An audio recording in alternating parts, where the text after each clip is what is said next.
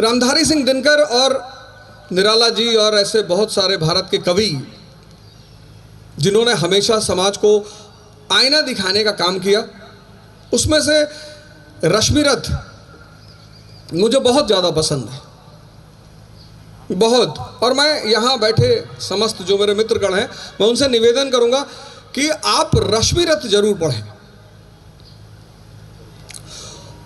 आदरणीय मुख्यमंत्री जी के सम्मान में मैं 4 लाइन कहूँगा बस,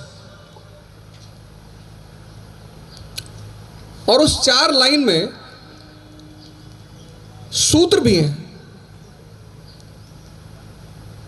उन्नति के, उत्थान के, उच्चतम स्तर पर पहुंचने के। आप सभी जितने लोग यहां बैठे हैं, सबकी अपनी महत्वाकांक्षा है, किसकी नहीं है। यहीं से यह कविता शुरू होती है। वसुधा का नेता कौन हुआ, भूखंड विजेता कौन हुआ, अतुलित यश क्रेता कौन हुआ, नवधर्म प्रणेता कौन हुआ। वसुधा, पूरी दुनिया का नेता कौन हुआ, प्रभु श्री राम। भूखंड विजेता कौन हुआ, सम्राट अशोक। अतुलित यश क्रेता कौन हुआ, श्री कृष्ण जी। नवधर्म प्रणेता कौन हुआ, भगवान बुद्ध।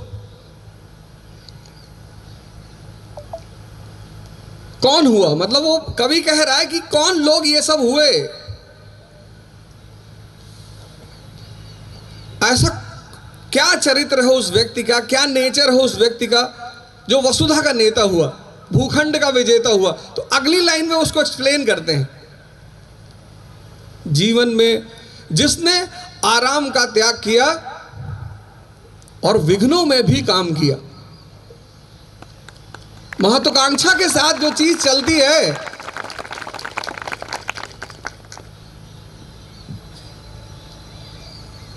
ताली बजा रहे ज्यादा सुनना है और जाने में किसी को दूंगे नहीं।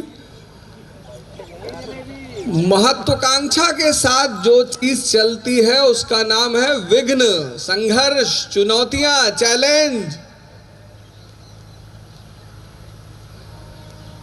विघ्नों में जिसने काम किया, क्या काम है विघ्न का, इसको अगली लाइन में समझा है कि ये जो चुनौती है, ये जो चैलेंज है, ये जो संघर्ष है, इसका रोल क्या है जीवन में। क्लास 12th के बाद जब मैं इलाहाबाद आया तो मैंने अपने पिताजी से कहा कि पिताजी इलाहाबाद भेज रहा हूँ। तब इलाहाबाद था इसलिए इलाहाबाद बोल रहा हूँ, अभी जब आज की बात करूंगा तो प्रयागराज बोलूंगा। तो उन्होंने मुझसे एक बड़ी अच्छी बात कही और उन्होंने ही मुझे प्रेरणा दी रश्मिरथ पढ़ने की। जब हम पहली बार यहाँ आए तो शुरुआत में तो शौक था कि टिफिन मंगाएंगे। टिफिन आया, माता जी ने कहा चिंता की कोई बात नहीं, टिफिन आएगा, टिफिन में खाओ बढ़िया। तो मैंने कहा टिफिन वाले तो 10 रोटी देंगे नहीं, बोले 15 देंगे।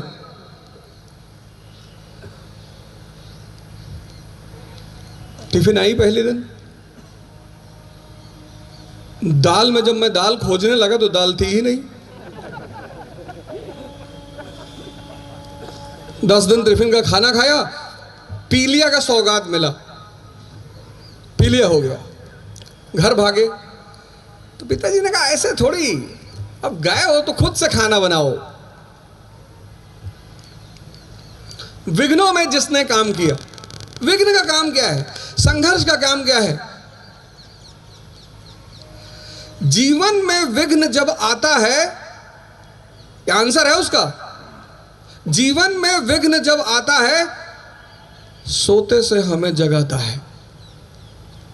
जगाने का काम है संघर्ष का, जगाने का काम है विघ्न का।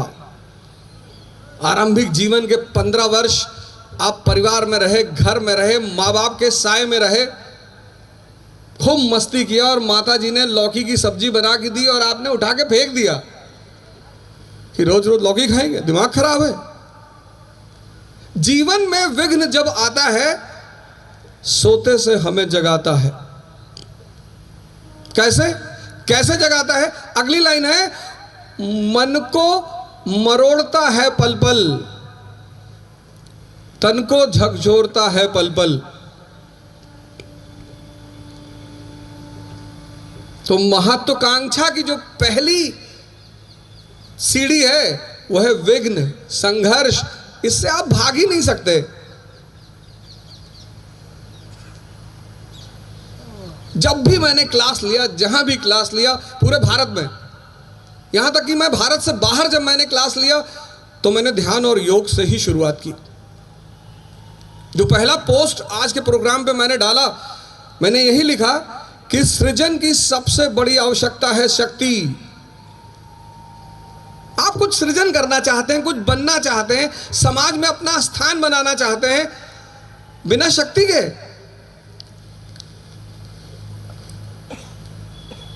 आप कहते हैं सर हम तो गुटखा खा के बना लेंगे।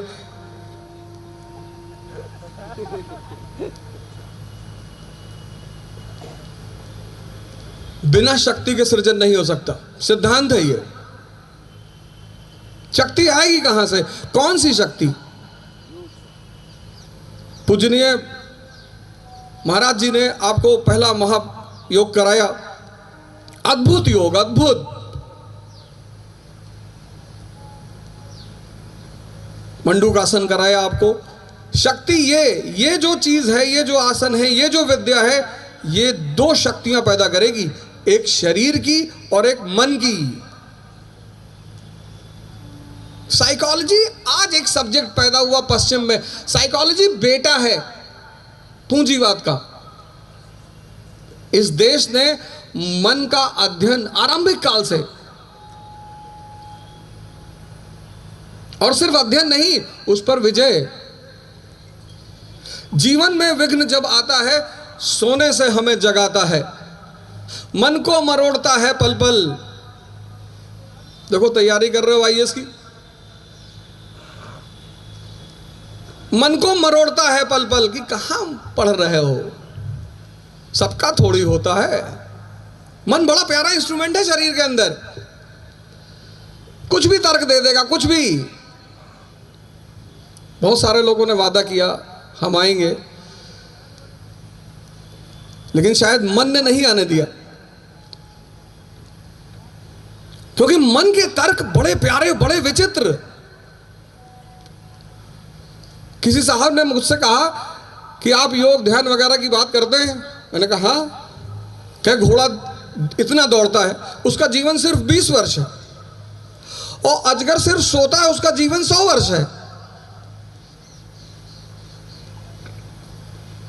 मन, बहुत लोगों ने सुबह 4 बजे का अलार्म लगाया होगा, और 4-5 पे मन ने कहा होगा कि कहां जाओगे?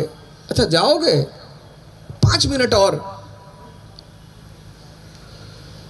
8 बजे उनकी नींद खुली होगी। पश्चाताप करेंगे, अभी मैसेज भेजेंगे, सर माफी चाहते हैं सर, सर गलती हो गई सर, पैर में बहुत दर्द हो रहा था सर,